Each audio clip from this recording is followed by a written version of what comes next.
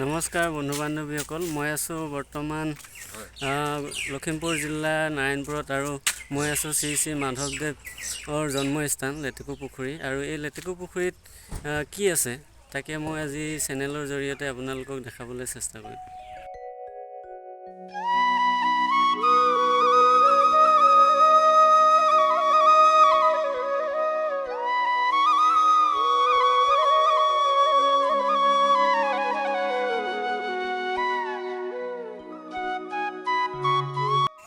নমস্কাৰ, মোৰ নাম শ্ৰী বলোৰাম বৰগায়ন।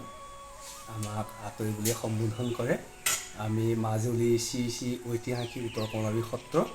এই জন্মস্থানখন 1951 চনত 50 চনৰ ভূমিকম্পৰ পিছত মহাপুৰুষৰ জন্মৰ ভেটিভাগ সপোনত উদ্ধাৰ হৈছিলে।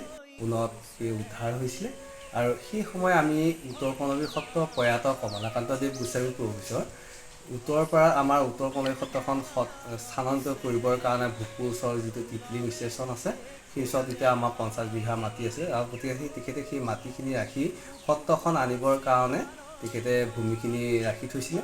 আৰু তেতিয়াও সেই ভূমিখিনি তাতো যথেষ্ট হাতীৰ উপদ্ৰৱখিনি আছিলে। হিংস্ৰ জন্তুৱে বসবাস কৰে আৰু জনবসতি প্ৰায় সেৰেঙা আছিলে, কিন্তু অধিকাৰপূৰ্বে সেই ভূমিখিনি এৰি দিয়া নাছিলে। আৰু তৎসত্ত্বেও তেতিয়া তেখেতে তাত অস্থায়ী হিচাপে পাম কৰি ৰাখি থকাত এই মহাপুৰুষৰ জন্মৰ ভেটিভাগ উদ্ধাৰ হৈছিলে।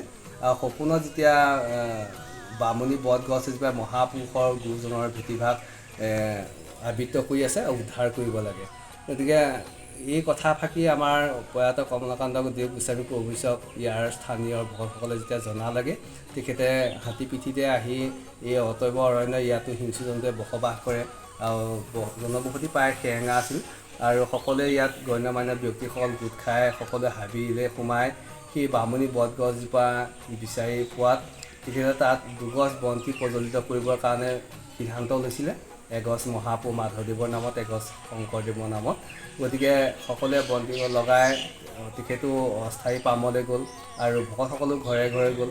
পিছদিনা সকলোৱে আহি যেতিয়া মূল বন্তিগছ চাবৰ কাৰণে যেতিয়া হাবিৰ ভিতৰলৈ সোমাই যেতিয়া সেই বন্তিগছ চালেগৈ, তেতিয়া মাধৱদেৱৰ নামৰ বন্তিগছ জ্বলি আছে, সি গছ নুমাই আছে।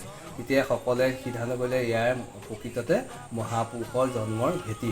গতিকে সকলোৱে চাৰিওফালে যেতিয়া মহাপুৰুষৰ জন্মৰ ভেটিভাগ মানুহৰ মুখে মুখে যেতিয়া প্ৰচাৰিত হৈ গ'ল, সকলোৱে আহি ইয়াতে নামঘৰ, মণিকূট, বাসাঘৰ এইখিনি বনাই মেলি তেতিয়া খেৰ বাঁহ সকলোৱে যোগাৰ যি যেনেকৈ পালে গোটেই ব্যৱস্থা কৰি 3 দিন 3 ৰাতি ইয়াত নাম পাঠ ভাওনা সভা এনে গোটেই ব্যৱস্থাখিনি ইয়াত কৰিছিলে।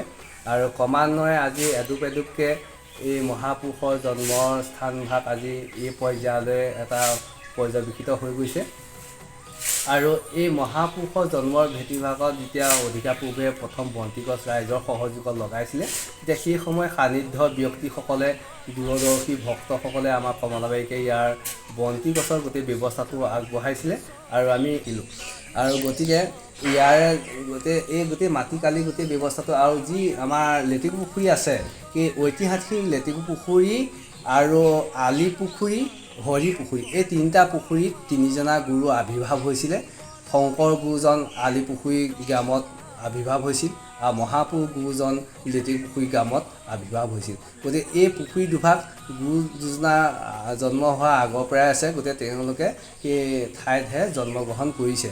গতিকে মহাপুৰুষ গুৰুজনৰ ভেটিভাগৰ কাষতে হৰশিঙীয়া বৰাৰ উজিৰৰ ভেটিভাগ আছে। আৰু সেই ভেটিভাগ আমি এতিয়া যদিও তাত আমাৰ একো কাৰ্যসূচী নাথাকিলেও আমাৰ ভেটিভাগ আমি চিন হিচাপে আমি ৰাখি থোৱা হৈছে। আৰু এভাগ পাট কুঁৱাৰ এভাগ আছিলে গুৰুজনে সেই সময়তে ব্যৱহৃত কৰা। পিছত আমাৰ থান পৰিচালনা কমিটিৰ তত্ত্বাৱধানত আৰু ৰাইজৰ দান বৰঙণিৰ সহযোগত আমি সেই নাটভাগ মানে পূৰ্ণ ব্যৱস্থা কৰি ৰাইজে যাতে তাৰ পৰা যেন অকণ জল ব্যৱহাৰ কৰিব পাৰে, তাৰ কাৰণে আমাক থান পৰিচালনা কমিটিয়ে সেইটো ব্যৱস্থা কৰি দিছে। গতিকে ওচৰা ওচৰিকৈ 2টা ভেটি আছিলে। কণ্ঠতে থাপিলো নাম, হৃদয়ত থাপিলো কীৰ্তন পুথিখন আছে, দশম শাস্ত্ৰখনো আছে, আৰু বৰগীতৰ আছে, গুণমালাখন আছে, আৰু বাকী ভক্তি ৰত্নাৱলী ভক্তি প্ৰদীপ এনেকৈ এইখিনি এটা গোটেই পুথিখিনি হেৰি আছে আৰু কিছুমান ধৰি লওক গাঁৱৰ কিছুমান ঘৰত মানে সেই পুথিবিলাক থাকে সেইবিলাক আমাক আহি ইয়াত জন্মস্থানত আগবঢ়াই দিয়ে সেইখিনি এতিয়া এইখিনি গোটেই বস্তুটো বিজ্ঞানসন্মত হেৰিয়াত পোকে নোখোৱা ভেঁকুৰ নলগোৱা গোটেই মেডিচাইন দিয়া গোটেই ব্যৱস্থাখিনি ৰঙা কাপোৰে বস্তুটো বান্ধি থোৱা আছে আৰু আমাৰ যি কীৰ্তন ঘৰত আমাৰ নাম প্ৰসংগৰ হয় আৰ্হি তাত আমাৰ কীৰ্তন ঘোষা আমাৰ সাঁচিপতীয়া পুথিৰ দিয়া আৰ্হি থাকে গতিকে এইখিনি বাকী এনেই পুথি এইখিনি আছে আৰু কেতিয়াবা আমাৰ প্ৰয়োজন হ'লে আমি ইয়াৰ পৰা নি পেলাই পঢ়া মেলা কৰা হয় এইখিনি বস্তু এতিয়া আমাৰ মণিকূটটো বনাই থকা হোৱাৰ কাৰণে বস্তুখিনি ইয়াতে আমাৰ ভকত বহাতে বস্তু ৰখোৱা হৈছে এই আমাৰ ভকত বহাৰ আমি ইয়াতে থাকোঁ এখেত ডিম্ব শইকীয়া এখেত ঢুকাইছে এখেতৰ সহযোগত কেইবাজনো এই জন্মস্থানৰ মূল কীৰ্তনঘৰ ভাগ পকীকৈ এখেতসকলে নিৰ্মাণ কৰিছিলে আৰু এখেতে সেই সময়ত পৰিচালনা কমিটিৰ পৰা কোনো পাৰিতোষিক গ্ৰহণ কৰা নাছিলে হ'লেও সামান্য স্বৰূপে তেখেতে অৰিহণা এটাহে মানে কমিটিৰ পৰা লৈছিলে আৰু এখেতে গুৰু আসন বনায় আৰু ফুলৰ গোটেই ব্যৱস্থাখিনি এখেতে কৰে আৰু মই অলপ মুখাৰ ব্যৱস্থা ৰাখিছোঁ তাৰমানে এই ৰুমটোতে আহি যাত্ৰীসকল আহি সোমাই আহি আৰু এখেত আমাৰ বদলা পদ্মতা এখেতে কমলাবাৰী সত্ৰ প্ৰতিষ্ঠা কৰিছিলে এখেতকো মই ইয়াতে ৰাখিছোঁ আৰু এখেত জনাৰ্দন দেৱ গোস্বামী বৰ্তমান থান পৰিচালনা কমিটিৰ সভাপতি এখেত আছে বৰ্তমান আমাৰ উত্তৰ কমলাবাৰী সত্ৰৰ সত্ৰাধিকাৰ আৰু এখেত যোগেন বৰা মুক্তিয়াৰ এখেতে মোক 7 বছৰ বয়সত সত্ৰলৈ আনিছিলে আৰু